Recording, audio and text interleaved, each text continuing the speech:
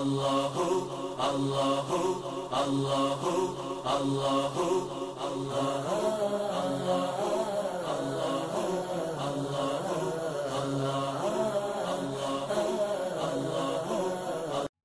اللہ الرحمن الرحیم۔ تمام دیکھنے والوں اور سننے والوں کو قاری محمد فاروق اتاری کی طرف سے السلام علیکم ورحمۃ اللہ وبرکاتہ۔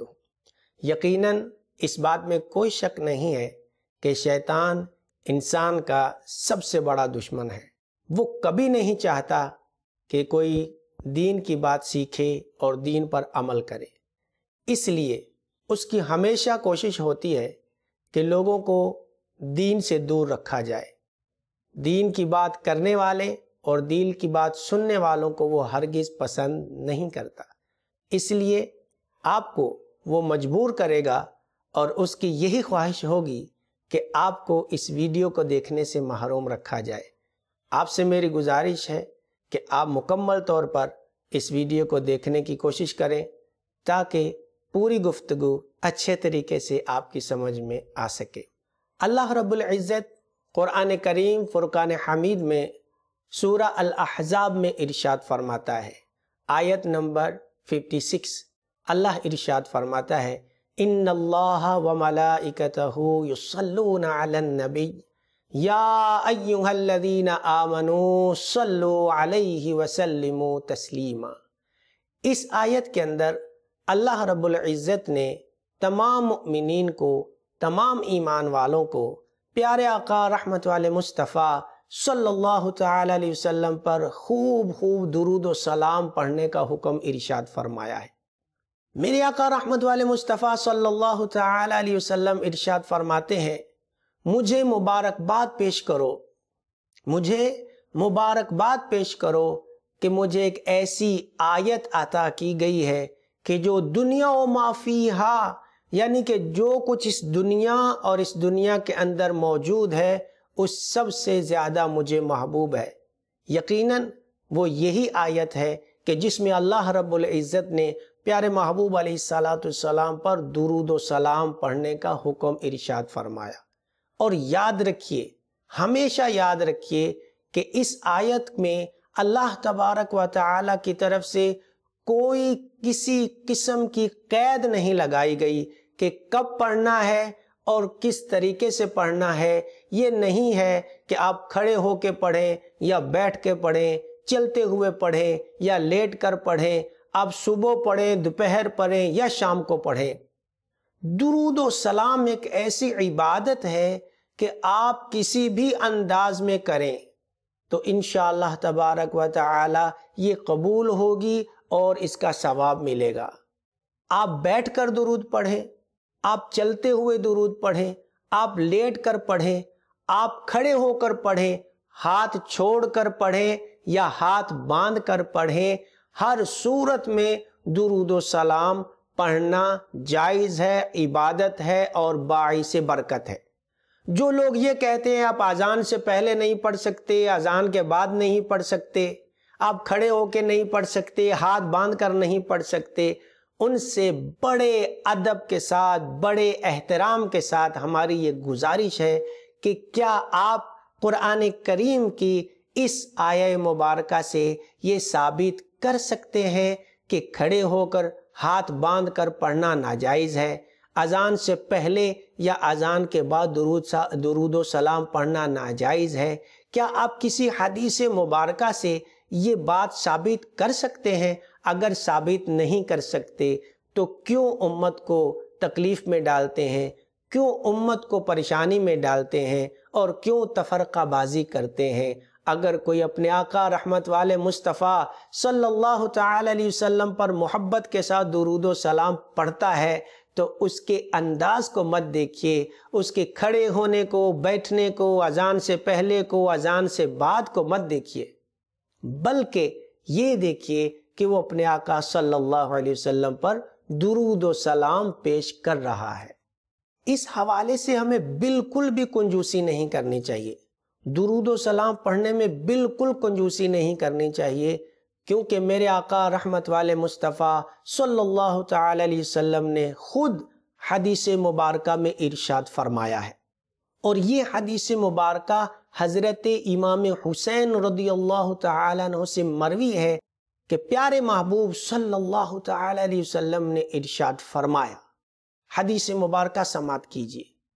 فرمایا البخیل الذی من ذکرت عندہ فلم یصلی علی، یعنی بخیل ہے وہ شخص، کنجوس ہے وہ شخص جس کے سامنے میرا ذکر کیا جائے اور وہ مجھ پر درود نہ پڑھے۔ اور اگر ہم اس بات پر تھوڑا سا غور کر لیں کہ ہمارا جاتا ہی کیا ہے، اس پر ہمارا کوئی خرچہ تو ہوتا نہیں، کوئی پیسہ تو لگتا نہیں، اس میں بالکل فری میں ثواب مل رہا ہے کہ جیسے ہی پیارے آقا صلی اللہ علیہ وسلم کا نام نامی اسم گرامی سنا جائے تو پھر درود و سلام پڑھ لیا جائے، اس پہ کوئی خرچہ نہیں ہوتا، اس لیے اس میں کنجوسی نہیں کرنی چاہیے۔ حضور صلی اللہ تعالی علیہ وسلم کا نام نامی اسم گرامی سن کر درود و سلام نہ پڑھنا یقیناً بہت بڑے اجر و ثواب اور بہت بڑی سعادت سے محرومی ہے، اس لیے اس میں ہرگز سستی نہیں کرنی چاہیے۔ صدر الشریعہ حضرت علامہ مفتی محمد امجد علی اعظمی صاحب بہار شریعت وہ ارشاد فرماتے ہیں، اپنی زندگی میں ایک بار درود پاک پڑھنا تو فرض ہے، اور اس کے علاوہ جب بھی کسی مجلس میں کہیں پر ذکر مصطفیٰ صلی اللہ علیہ وسلم سنے تو اس پر درود پاک پڑھنا واجب ہے۔ اور یہاں تک کہ فرمایا کہ اگر ایک مجلس میں 100 بار بھی ذکر مصطفیٰ صلی اللہ علیہ وسلم ہو، نام مصطفیٰ صلی اللہ علیہ وسلم 100 بار بھی لیا جائے تو ہر بار درود پڑھنا واجب ہے، اور اگر وہ اس مجلس میں یہ درود اس وقت نہ پڑھ سکے تو اسے چاہیے کہ کسی اور وقت میں اس تعداد کو پورا کر لے۔ اب میں آتا ہوں اپنے آج کے ٹاپک کی طرف کہ بہت سے لوگ ایسے ہیں کہ نام محمد صلی اللہ تعالی علیہ وسلم جب سنتے ہیں تو درود و سلام پڑھ لیتے ہیں، درود بھی پڑھتے ہیں، سلام بھی پڑھتے ہیں، لیکن جب لکھنے کی باری آتی ہے آپ نے اکثر دیکھا ہوگا اخبارات کے اندر، رسائل کے اندر یا بہت سی کتابوں میں آپ نے دیکھا ہوگا کہ جب نام محمد صلی اللہ علیہ وسلم لکھا جاتا ہے تو اس کے اوپر صرف سلام لکھ دیتے ہیں، صاد لام عین میم، یہ سلام لکھا جاتا ہے۔ اور افسوس کا مقام یہ ہے کہ علماء کرام کی طرف سے ایسا ہوتا ہے، علماء کرام کی طرف سے سلام لکھا جاتا ہے، اور افسوس کی بات یہ ہے کہ اب بولا بھی جانے لگا، علیہ السلام جہاں لکھا ہوتا ہے وہاں صرف ایک چھوٹی سی عین بنا دیتے ہیں، اللہ جل جلالہ کی جگہ پہ وہ خالی جیم لکھ دیتے ہیں، عز و جل کی جگہ عین لکھ دیتے ہیں، رضی اللہ تعالی عنہ کی جگہ پہ وہ را اور ضاد لکھ دیتے ہیں، اسی طرح رحمت اللہ تعالی علیہ کے ساتھ وہ را اور ہا لکھ دیتے ہیں۔ یہ بالکل ناجائز ہے، حرام ہے، سخت حرام ہے۔ سلام یا پھر چھوٹا سا صاد لکھ دینا یا عین لکھ دینا یا را ہا لکھ دینا، را ضاد لکھ دینا، یہ بالکل ناجائز ہے، حرام ہے، سخت حرام ہے۔